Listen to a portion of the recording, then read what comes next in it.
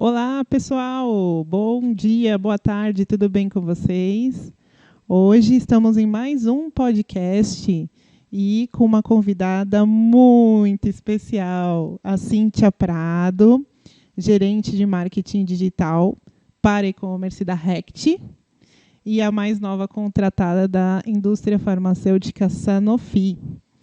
E ela desenvolveu carreira em marketing digital, com foco em e-commerce, e possui 23 anos de experiência em marketing digital e 16 anos de experiência em e-commerce. E a gente vai falar sobre um assunto que está muito em alta e todo mundo quer entender: o metaverso. E ela vai falar bastante sobre isso, sobre a experiência dela nos eventos que ela foi na NRF, nos Estados Unidos. Vai contar um pouquinho para a gente. E ela vai falar também sobre o cenário da indústria global. Querida Cíntia, muito obrigada pela sua presença aqui com a gente hoje. E eu queria que você falasse um pouquinho sobre você, para se apresentar para o nosso público. Seja bem-vinda. Obrigada, eu que agradeço, obrigada por me chamarem. Realmente, né, quando a gente vê aí 2 dígitos de experiência, a gente já percebe que a pessoa também já passou dos 40. É verdade. Igual eu, mas tudo bem, né? Vamos... Exatamente. Então, acho que é mais isso mesmo. Eu comecei a minha carreira junto com a internet e o e-commerce no Brasil, né? Então, acho que o e-commerce tem 24 anos de idade no mundo, e eu comecei há 16 anos. Meu primeiro e-commerce era som livre, gente. Eu vendia CD e DVD, coisas que hoje a gente não compra. E passei por todas essas empresas, né?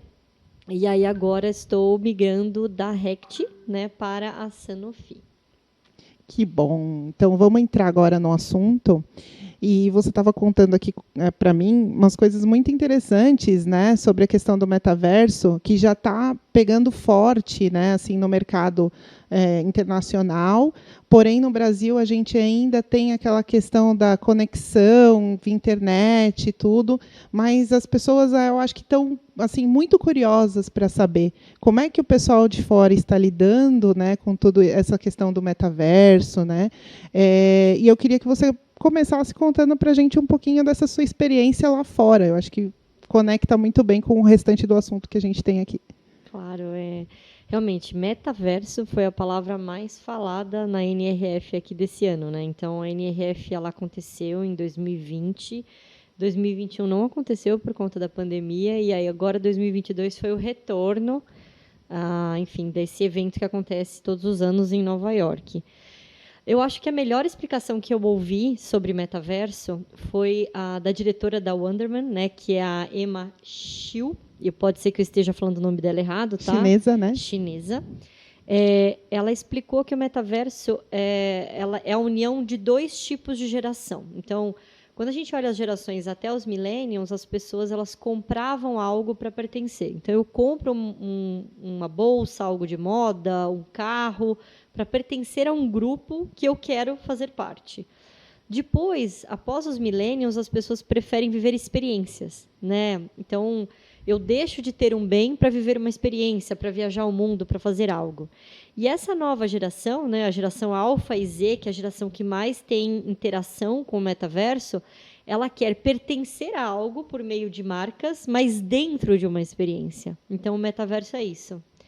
E eu acho que faz muito sentido, porque são gerações que já cresceram jogando esses jogos 3D. E o metaverso, ele parece muito com um jogo 3D, né? Você entra, você cria um avatar para você mesmo, e isso permite que você seja o que você quiser, e você navega nesse universo que é ilimitado, né? Então, você pode voar, dependendo do metaverso, você pode caminhar e comprar, você pode interagir com outras pessoas.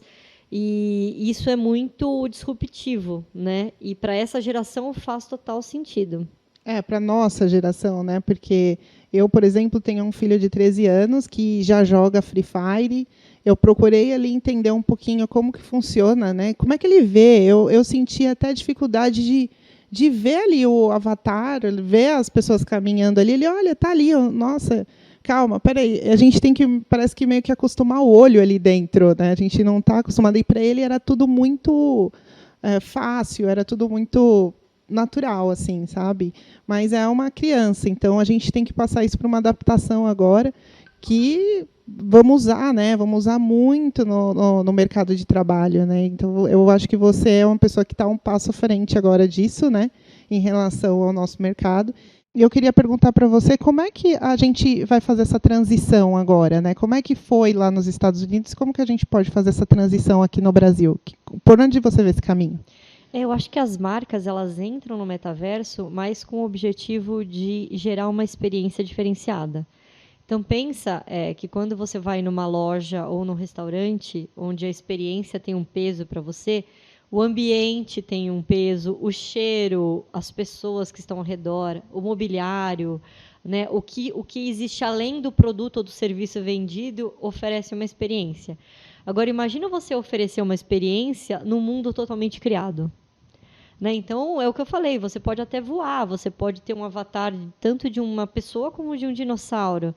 Então, as marcas entram no metaverso, né, que é essa questão da transição, para gerar uma experiência para esse novo público. Então, eu ofereço algo que ele vai se sentir dentro de uma experiência diferenciada, como se ele estivesse num jogo.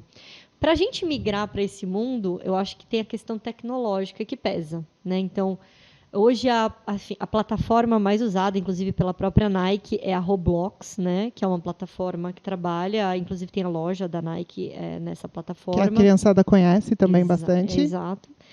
E você vai ter que ter um desenvolvimento, né, desse universo que é todo em 3D, né? Então, ele é todo criado, né? Então você vai ter que ter isso. E é claro que a pessoa que entra dentro do metaverso, né, o consumidor ou a empresa, ele vai ter que ter um acesso à internet, né? Então, eu creio que no Brasil isso ainda não é tão forte como nos Estados Unidos, porque quando a gente olha qualquer relatório de acesso à internet e qualidade da internet no mundo, o Brasil ele está sempre bem atrás aí, por exemplo, dos Estados Unidos, né?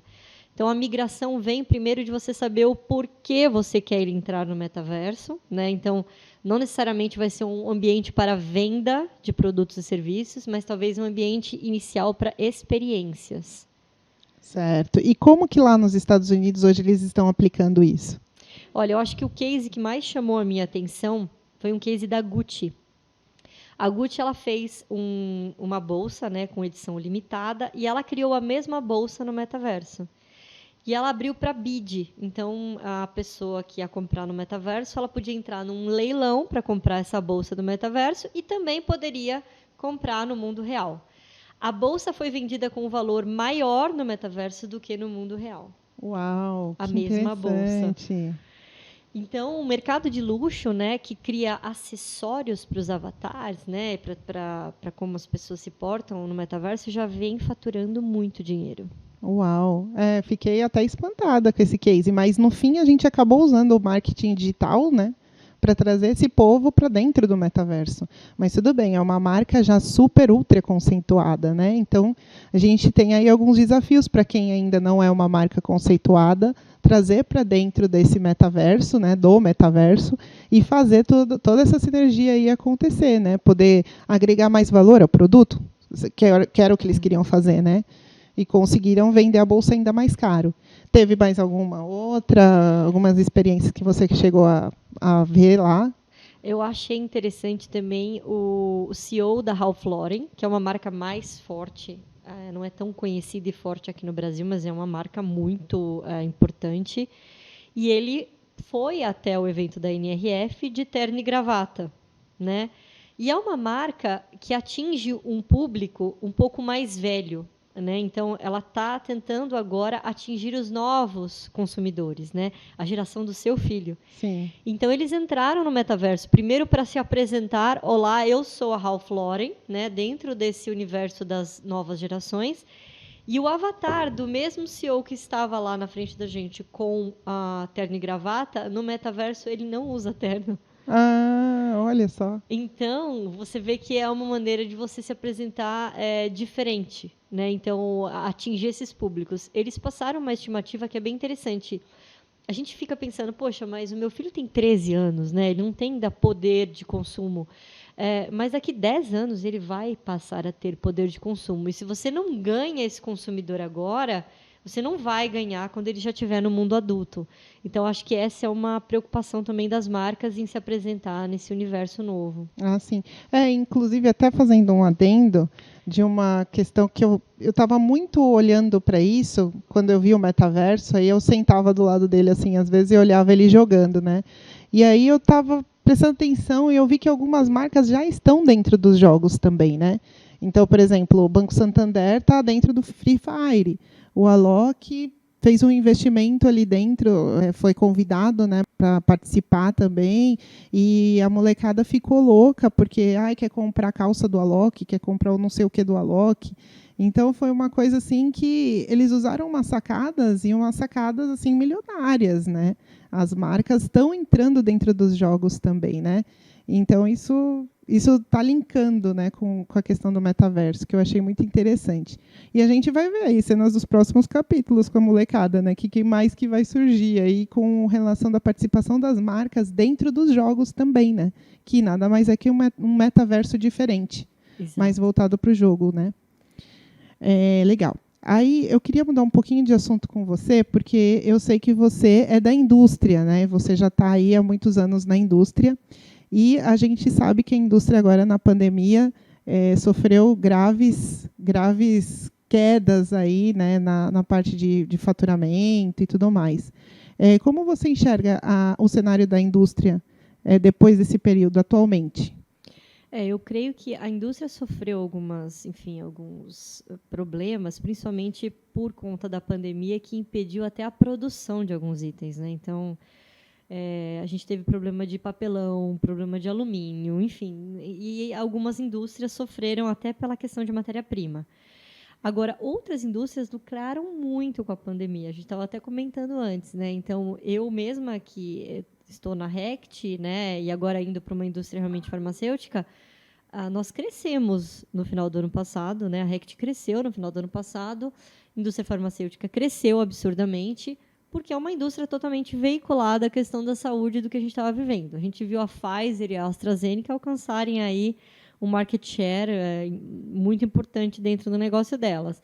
E eu comentei, né? A gente vende alguns produtos que são super sazonais na Rect, que são remédios para gripe e dor de garganta. Então, a gente vende muito eles de maio a setembro. E nós vendemos muito em dezembro, porque as pessoas voltaram a sair às ruas, e quando elas saíram às ruas, elas se contaminaram de novo, né? Gripe, resfriado, e aí a gente teve esse crescimento de market share. Então, e a indústria de luxo é um outro caso, que cresceu muito, né, durante a pandemia. Então, eu acho que essa queda ela precisa ser avaliada mais no detalhe. Algumas indústrias cresceram, as que caíram, né, tiveram aí uma diminuição do faturamento, porque elas não estavam diretamente ligadas ou tiveram problemas de insumos. Uhum. A gente viu bastante, né? Então, tudo fechou. A China, né, também que teve uma grande responsabilidade nisso, para trazer essas matérias-primas. E aí acabou sendo aquele caos, porque assim, foi a hora dos pequenos começarem a vender, né, porque os grandes estavam fechados, e no fim faltou mercadoria para todo mundo, né? Foi uma coisa triste que aconteceu, mais uma das coisas tristes, em meio de um alto consumo ali naquele momento, né? As pessoas estavam consumindo bastante porque precisavam remodelar suas casas, né? Fazer o home office, precisavam se habituar a uma série de outras coisas ali, e que, no fim das contas, acabou até que dando bom, né? Apesar da falta toda, para o pequeno acabou tendo estourou de vendas, coisa que nunca tiveram antes, né? Mas legal, vamos lá então para a próxima pergunta. Então, atualmente o setor do e-commerce vem separando muito bem o perfil dos seus usuários, né? Como você pensa na questão do B2B e no B2C? Que dicas você dá para quem quer trabalhar com ambos? Eu creio, né? Eu já trabalhei, né? Trabalho inclusive com ambos, né? Tanto o B2B como o B2C.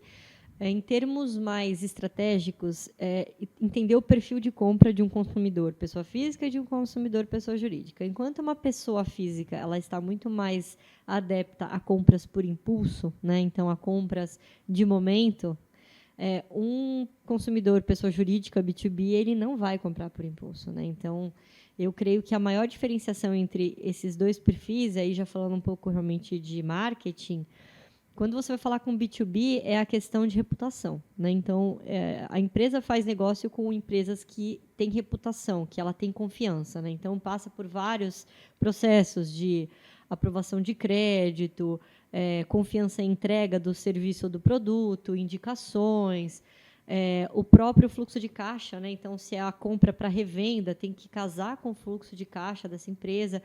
Então, a compra ela é mais racional. Então, você vai ter que focar muito na questão da sua reputação, né, para atingir relacionamento e reputação.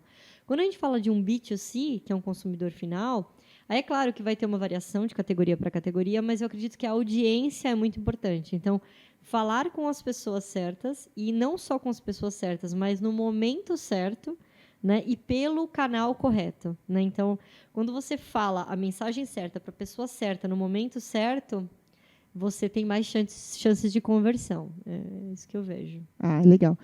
O B2B, muita gente pergunta, né, sobre isso. Para mim, pelo menos, na minha experiência.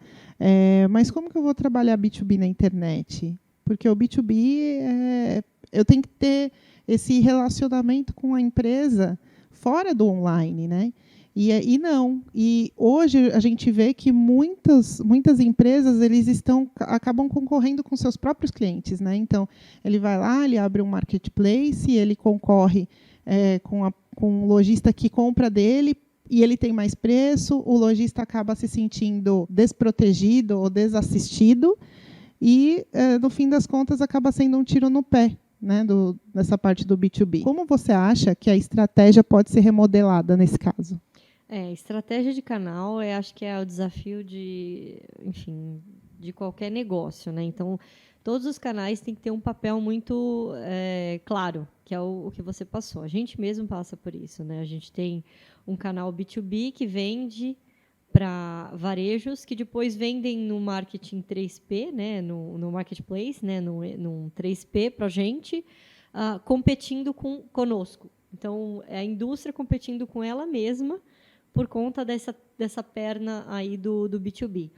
Aí é uma questão de vocês estruturar muito bem os seus canais. Então, poxa, se eu vou vender B2B, né, e esse B2B tem total liberdade de vender online, o que vai ter de diferenciação entre o que eu vendo no B2B para ele revender e o que eu vou vender diretamente nesse canal online? Eu acho que isso já cria uma estratégia. E aí vai desde preço até realmente portfólio, né? Então, poxa, eu vou ter um portfólio que é de 1P, onde eu vou trazer talvez marcas ou tamanhos ou formatos, né? Depende muito do negócio, que são mais estratégicos para mim como indústria. E o core do meu portfólio, eu vou vender no B2B para que eles revendam, e eu não vou competir comigo mesmo. Então, eu acho que tem que ter esse passo atrás para não gerar depois um estresse, né? Que é o que acontece. Aqui a gente também oferece umas estratégias B2B. Uma delas é o cross-docking. Então, a gente carrega os produtos dentro do e-commerce daquele fabricante e o lojista fecha essa loja virtual, vamos falar assim, e ele já tem todos os produtos ali prontos para vender.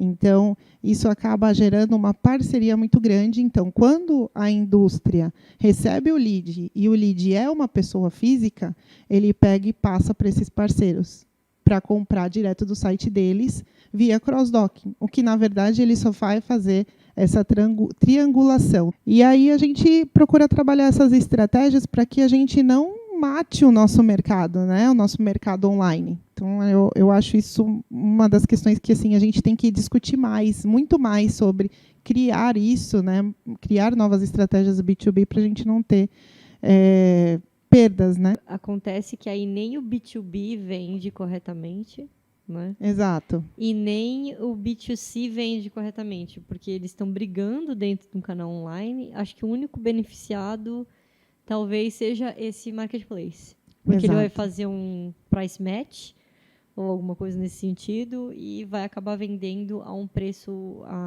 abaixo do que deveria, e ninguém ganha, nem a indústria ganha e nem o o varejo que comprou da indústria, né?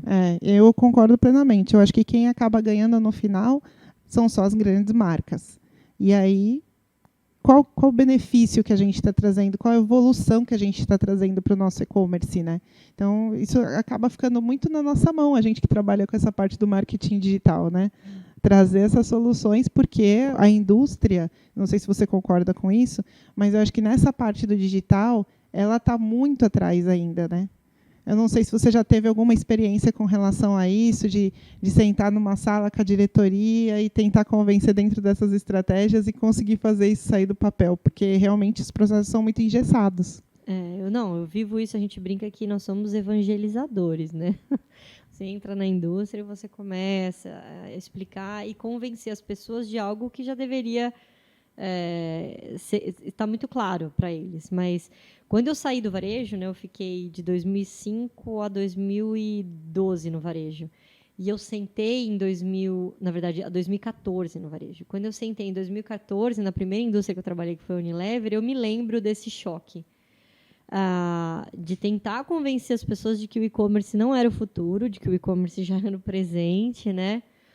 E de levar a expertise do lado da mesa do varejo para a indústria. Eu acho que o ponto que gera ainda muito conflito é essa questão da estratégia entre os canais. Então, o que muitas indústrias fazem, elas estabelecem metas agressivas para todos os canais, em todos os produtos e em todas as marcas. E acontece que os canais brigam entre si. Quando a gente consegue criar diferenciação entre os canais em termos de estratégia, que é o que a gente está discutindo aqui, as metas são diferentes e cada canal vai crescer na sua estratégia sem entrar em choque ou entrando o mínimo possível de choque com os demais, né? Uhum. E o ponto do e-commerce, eu acho que poxa, mas 1% só das vendas do meu e-commerce, poxa, 8% só das minhas vendas da minha indústria, está no digital. Só que as empresas que pensavam assim, elas tomaram um choque a partir de 2020 com a pandemia. Porque, de repente, o canal que era o menos importante era o único. Uhum. Né? Então, a gente mesmo viu um crescimento, mais que dobramos aí a participação no e-commerce versus o faturamento total da Rect, porque era o canal. E as pessoas que testaram, elas gostaram. Né? Então, agora elas continuam comprando também nas lojas físicas, mas nos canais digitais, né? Eu acho que também a indústria ela tem assim, uma responsabilidade muito grande em relação ao branding, né? Então, ela acaba trazendo performance também para o B2C. E aí, como que você já trabalhou com branding nas grandes indústrias? Então, eu até tenho formação em branding, mas eu sempre fui a menina da venda mesmo. Porque e-commerce, né, e varejo, você está muito focado no resultado e não tanto na parte de consideração, né, na parte de awareness, né, e de branding. Mas hoje, né, isso eu gosto de falar também muito. Antes o e-commerce era realmente um canal de venda, né? E-commerce, canal de venda, né, um canal digital de venda. Hoje, quando você olha a audiência de alguns canais de TV versus a audiência de alguns e-commerces no Brasil. Então, se você olhar a audiência aí, você vai num SimilarWeb, né, e coloca alguns dos grandes e-commerces do Brasil e vê qual é o tráfego que eles têm, né, o número de visitas que eles têm mês, você vai se assustar, você vai perceber que o e-commerce também é uma vitrine. Uhum. E quando o e-commerce é uma vitrine, né, ou uns aplicativos, né, aplicativos que são essenciais para as pessoas hoje no dia a dia, você vai ver que esses aplicativos, esses e-commerce sendo vitrine, eles vão cumprir esse papel de awareness. Porque você vai poder falar, comunicar, gritar o que você quer através desses canais. Então, o e-commerce que ele tinha muito esse papel de lower funnel, né, de converter e gerar fidelização, hoje ele começa a ter um pouco do papel de consideração e de awareness, porque ele tem uma abrangência enorme, né? Ele fala muito com as pessoas. Nossa, muito interessante isso. E você era, que nem você mencionou, a menina das vendas, né? Então, hoje eu vejo uma pessoa que ela é marketing, ela é vendas, é um grande diferencial. Porque no nosso mercado, né? Ou a pessoa vai lá, cria as estratégias e joga para o time comercial chutar para o gol, ou ela é comercial e senta ali e espera vir o lead. Como é que é essa junção de você ser as duas coisas? Eu acho que isso é uma tendência, né? Pelo menos eu vejo no time com quem eu trabalho. Então, Quando eu comecei a trabalhar com marketing mesmo, de formação, eu sou designer, né? Então, eu sou uma designer, eu fui web designer por muitos anos. Então, quando eu comecei a trabalhar com marketing, depois dessa especialização, eu fui trabalhar em marketing dentro de e-commerce. E marketing e-commerce é você atrair as pessoas para dentro da loja para converter. Então, já estava muito casado, né? Eu nunca fui o marketing que criou o conceito da marca ou o marketing que vai falar da personalidade da marca. Eu sempre fui o marketing que eu brinco, sabe aquele cara que fica com o microfone na loja? Sabe? Ou o cara da feira que fala Chamando. que mulher bonita não paga mais para mim, não leva. É essa pessoa, que é você gerar tráfego para o e-commerce, né? Então, você está no Google, você está nas redes sociais, você está dentro de qualquer canal, ou até mesmo no CRM de e-mail, marketing, agora tem o WhatsApp e SMS, né? Falando para pessoas, entra no meu site ou para conhecer ou para converter. Então, eu sempre fui um pouco comercial e um pouco marketing. É que também a gente vem de outra época, né? Exatamente. Explica um pouco, porque as gerações de hoje, né, que chegaram para o nosso mercado, já vem um cenário muito diferente, vem um cenário muito mais especializado, cada qual na sua área. E na nossa época, não. Na nossa época não existia essas diferenciações. A gente estava descobrindo a internet, né? Então, eu acho que casou, né, essas informações assim. E você já era menina das vendas, então vem cá, vamos vender na internet também, né? Exatamente, foi isso. E hoje a gente brinca, né? Por exemplo, o meu consumer experience na Calunga, que eu trabalhei, era ouvir as pessoas no saque.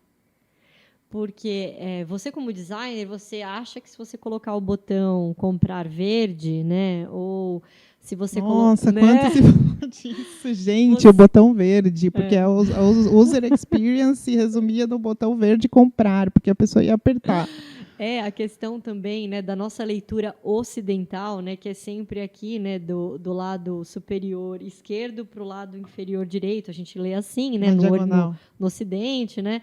Então, os banners que ficam desse lado, eles têm mais visibilidade do que desse lado, essas coisas. A gente colocava isso à prova ouvindo o saque. Porque você falava, mas clica nesse botão. Que botão? Você não está vendo abaixo disso? Ah, tem um botão. Isso era o consumer experience da época. Você ouvia, e era telefone, não tinha chatbot, não tinha nada. Você colocava a prova, esse era o teste AB, né? Olha. Você colocava a prova, se aquilo que você tinha criado com toda a sua teoria de design, se ela fazia sentido para a pessoa que estava comprando na sua loja. E isso, para mim, não tem preço, sabe? Eu vejo a Luísa Trajano, ela fala muito disso, que ela gosta de sentar no saque e ouvir as pessoas. Porque quando você ouve como a pessoa vê o seu trabalho, como ela está vendo a sua loja, aquilo vale ouro, né? Então, isso está acabando, né? Agora é chatbot. E eu percebo que os jovens se incomodam com o chatbot. De ser atendido por um robô, não ter ninguém para explicar. Eu acho que isso tem atrapalhado bastante a conversão nas empresas. E aí eu estou vendo também que existem muitos sites que estão pagando para as pessoas avaliarem produtos. Estão mandando produtos para as pessoas que estão em casa avaliarem e responderem pesquisa. Sabe? Então, eu acho que assim, a gente está perdendo muito do humano em cima disso, dessa questão da pesquisa de satisfação e tudo mais. Como que você vê isso hoje? Eu acho que, não sei se é felizmente ou infelizmente, acho que é felizmente, né? Não tem volta essa questão de chatbot. Assim, né? A gente não vai ter mais uma mesa de, sei lá, eu tinha 15 pessoas no saque de pós-venda, lá na época. Agora não existe condições de manter essas pessoas. E tem o fator humano também. Mas o que eu vejo é que muitos chatbots são muito burros. Isso que irrita os jovens. Porque você tem que falar de uma maneira determinada, escrever de uma maneira determinada para que ele te entenda. E a gente tem que falar do jeito que a gente fala, né? Então, eu acho que vai ter que ter aí uma melhoria, uma otimização na inteligência artificial que está por trás do chatbot, para que ele seja mais inteligente. E os avatares vão ter que ser cada vez mais humanos, né? Eu acho que a Lu do Magalu é um exemplo. A Lu do Magalu saiu na Vogue. Então, ela é uma modelo, ela é uma pessoa, e ela tem uma personalidade. Então, você sabe como que ela vai responder, o que ela vai falar, né? Então, eu acho que a gente perde de ouvir a pessoa falando, mas talvez a gente possa ter uma leitura melhor dos dados, né? Então, de como ela navega, o que ela faz. O desafio é você transformar esse mundo de dados em informação. Pois é, saber analisar os dados. Que aí acaba também, a gente vê que peca muito, né, nesse quesito. As pessoas não têm tempo, não querem parar muitas vezes para analisar dados e ver os impactos que isso causa, né? E aí a gente mantém fazendo o mesmo do mesmo. E é isso que gera irritação no consumidor, né? Perfeito. Eu queria muito agradecer a sua presença. Fiquei muito feliz de te ver novamente. Queria também perguntar se quer falar alguma coisa, se você quer deixar um agradecimento. Sim, eu quero agradecer tanto Mulheres no E-Commerce como você, o AFA, que me recebeu aqui super bem. Foi muito bem acolhida, né? Obrigada. E agradecer essa oportunidade aí de conversar com vocês. Espero que tenha sido útil. Foi ótimo, viu? Foi muito rico. Pessoal, eu queria aproveitar e falar para vocês, mulheres que gostariam de participar do podcast, que podem entrar em contato com as Mulheres no E-Commerce pelo Instagram, @mulheresnoecommerce. Eu queria também deixar o meu Instagram, que é @wafa_smile. Quem quiser entrar em contato comigo, fique à vontade pelo canal do Instagram. A Cíntia também quer deixar o Instagram? Sim, o Instagram é @ciprado, com Y, Ciprado. Cíntia, então, cortado, Prado. E agradecer muito por vocês estarem com a gente até agora, até o final. E eu espero vê-los em breve. Muito obrigada. Obrigada.